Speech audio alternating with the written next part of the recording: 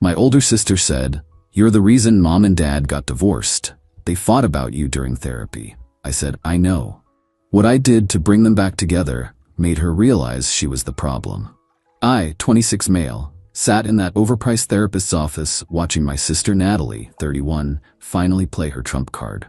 5 years she'd been holding on to this, waiting for the perfect moment to destroy me. She picked family therapy.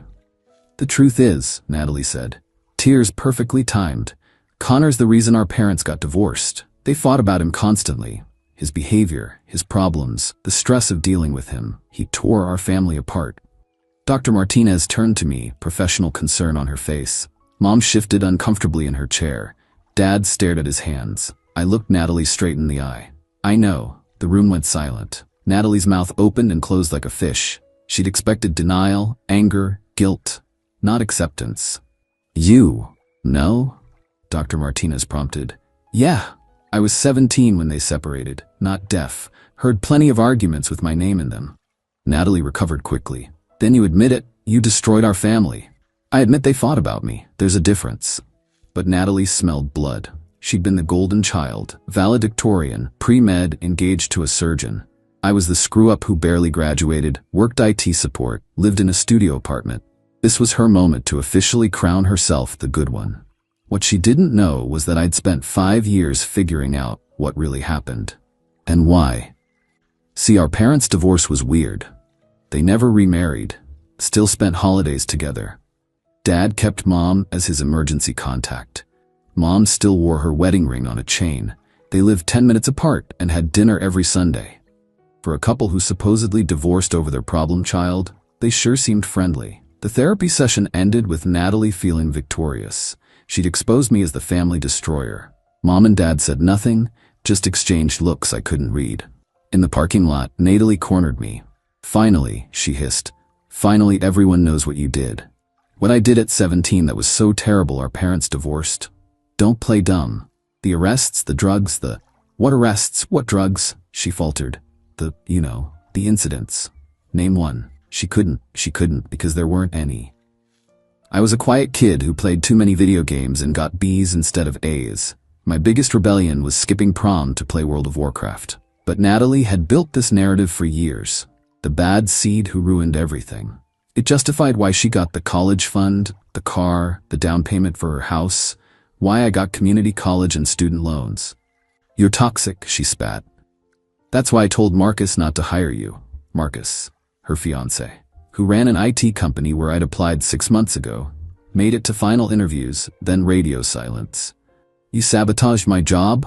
"I protected him from your influence, just like I protected Mom and Dad by suggesting therapy. They need to process what you did to them." "What exactly did I do, Natalie?" "Exist," she said, and drove off in her Tesla. That night, I called my friend Diego, who worked in private investigation. Time to stop wondering and start knowing. "I need you to look into my parents' divorce records." "That's heavy stuff, man, you sure?" "Something's not right, never has been." 2 weeks later, Diego called back. "Bro, you need to see this. Can't say it over the phone." We met at a coffee shop. He slid me a folder. "Your parents' divorce was unusual. No custody battle, no asset disputes. They agreed on everything immediately. Split everything 50-50, including debt they didn't have to split." "What debt?"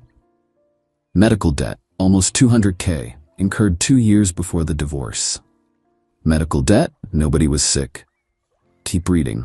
I flipped pages. Insurance claims, hospital records. Somehow Diego had connections, all for psychiatric care, inpatient treatment, therapy sessions, medications.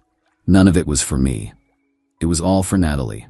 "Your sister was institutionalized twice, attempted suicide at 15, again at 16. Your parents' insurance hit lifetime limits. They mortgaged the house, emptied retirement accounts. Still wasn't enough." My hands shook. "Natalie? Perfect Natalie? There's more. The divorce? It was strategic. If they divorced, your mom qualified for programs that covered Natalie's treatment. Your dad's income alone was too high, but your mom's wasn't. They legally divorced to save your sister's life. But why blame me?" Diego pointed to another document. "Therapist notes. Natalie's doctors recommended not telling you, said she was fixated on you as the favored child, jealous of how easy you had it. They thought knowing would damage your relationship worse." "Easy?" I remembered those years. Parents always stressed, whispering about money, disappearing for errands that lasted hours. Coming home to find mom crying, dad pacing. Natalie always at study groups that I now knew were therapy sessions. They protected her by letting me think I was the problem. One more thing, Diego said. Found Natalie's old social media. Different name, she posted a lot during that time. Screenshots of posts from 10 years ago. Natalie talking about hating her perfect brother who got all the attention. How her parents loved him more. How she'd show them all one day. The posts got darker. Talk of self-harm, of making everyone sorry. Then gaps during her hospitalizations. I sat back processing. My parents destroyed their marriage to save their daughter. Let me believe I was the cause to protect her. And she knew, she had to know. But she still blamed me. That night, I made a decision. Not for revenge, for repair. First, I called Mom. I need Dad's help with something. Computer stuff. Can you give me his number? She hesitated. They never gave each other's numbers to us kids. Kept the boundaries clean. I'll ask him to call you. Actually, could you both come over? It's kind of urgent. Long pause. Connor? Please, Mom, just this once. They came.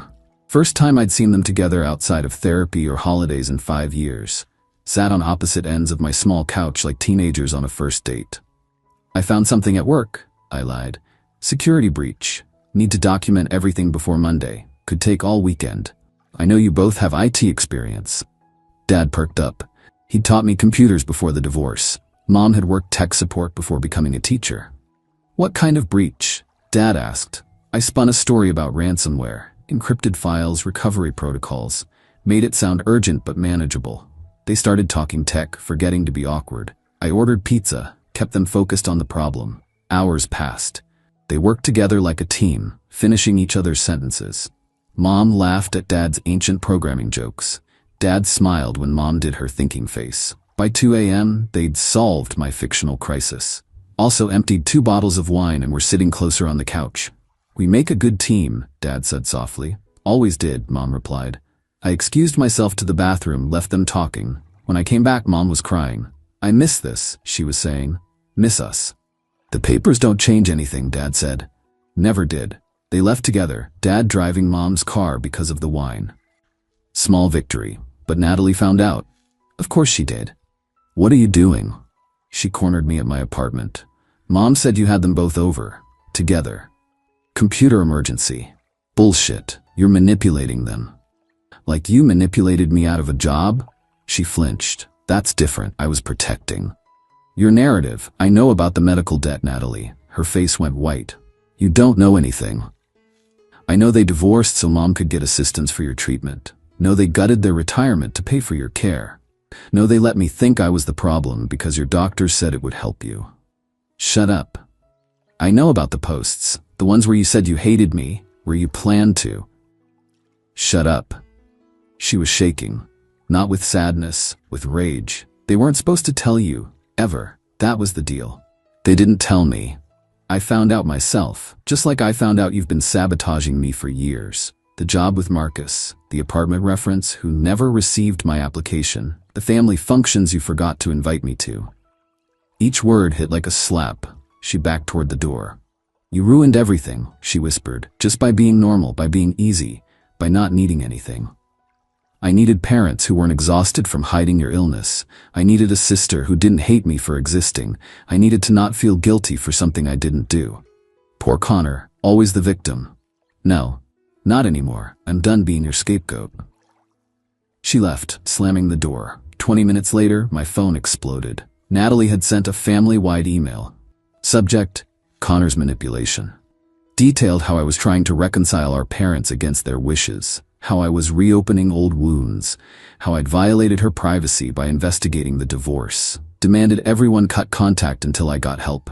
The responses were not what she expected. Aunt Helen, Natalie, honey, we all knew why they divorced. We've been waiting for you to admit it. About time someone said something. Watching Connor take the blame has been painful. Girl, you need therapy. Again, the killing blow came from Mom. Natalie, we need to talk, without Connor, about what you've done to your brother. Radio silence from Natalie. I kept my parent project going, weekly emergencies that required both their expertise.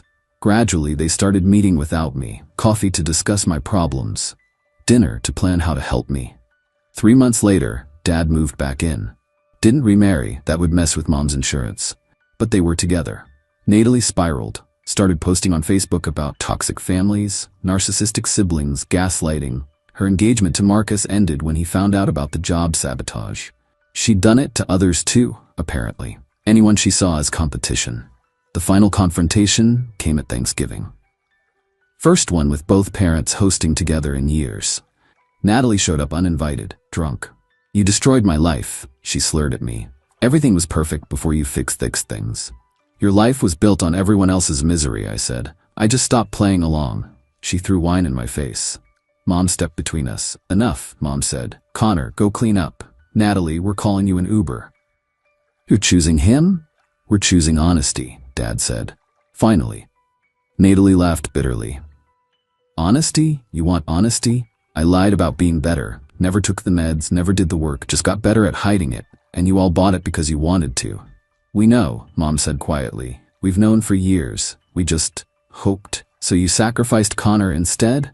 "We were wrong," Dad said. "We failed both of you." The Uber arrived. Natalie left, still ranting about betrayal and favorites. Haven't seen her since. She moved 2 states away, posts inspirational quotes about choosing yourself and cutting toxic people out. Last week was my parents' would-be 35th anniversary. They renewed their vows in a small ceremony. Not legally binding, but symbolic. I was the only witness. During the reception, pizza in their backyard, Mom pulled me aside. "I'm sorry," she said. "For everything. For letting you carry blame that wasn't yours. For protecting Natalie at your expense. For being too scared to tell the truth. You were trying to save her." "We were. But we lost you in the process. And she never got better anyway. Just got better at manipulation." "I'm not lost, Mom. I'm right here." We hugged. Dad joined. For the first time in over a decade, felt like a family. Smaller, broken in places, but honest. Got a text from Natalie last month. "First contact since Thanksgiving. I hope you're happy. You got everything you wanted." I responded, "I wanted a sister. Still do, when you're ready to be one." She blocked me. Maybe someday she'll realize the only person she's really fighting is herself.